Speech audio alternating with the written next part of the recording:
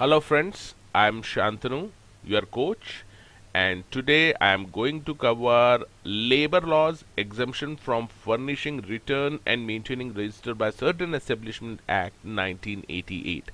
तो आप देख सकते हैं ये एक्ट का नाम काफी बड़ा है, बट एक्चुअल में एक्ट काफी छोटा है, ओनली 8 सेक्शंस हैं इसमें। So let's move to the act now. सबसे पहले हम इसका इंट्रोडक्शन देखेंगे।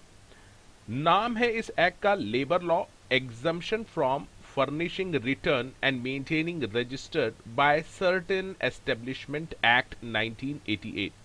तो ये एक्ट आया है 1988 में, और इस एक्ट में सर्टेन एस्टेब्लिशमेंट को रिटर्न और रजिस्टर मेंटेन करने से छूट दे दी गई है, एग्जम्प्ट कर दिया गया है।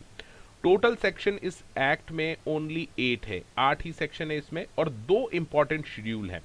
शेड्यूल 1 में लिस्ट ऑफ एक्ट दे रखी है जिसके रजिस्टर और रिटर्न मेंटेन करने की आपको जरूरत नहीं है। टोटल 9 एक्ट इसमें दे रखे हैं, 9 शेड्यूल्ड एक्ट आप इसमें देख सकते हैं यहां पर।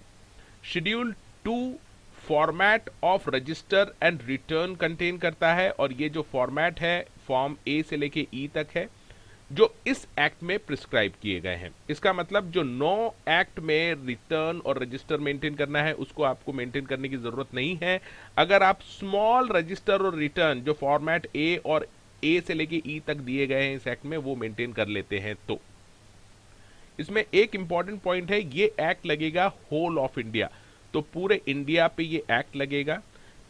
लेकिन आपको यहां पर याद रखना है कि 9 जो शेड्यूल्ड एक्ट हैं उसमें से एक जो शेड्यूल्ड एक्ट है प्लांटेशन लेबर एक्ट 1951, इसके प्रोविजन जम्मू एंड कश्मीर में नहीं लगेंगे।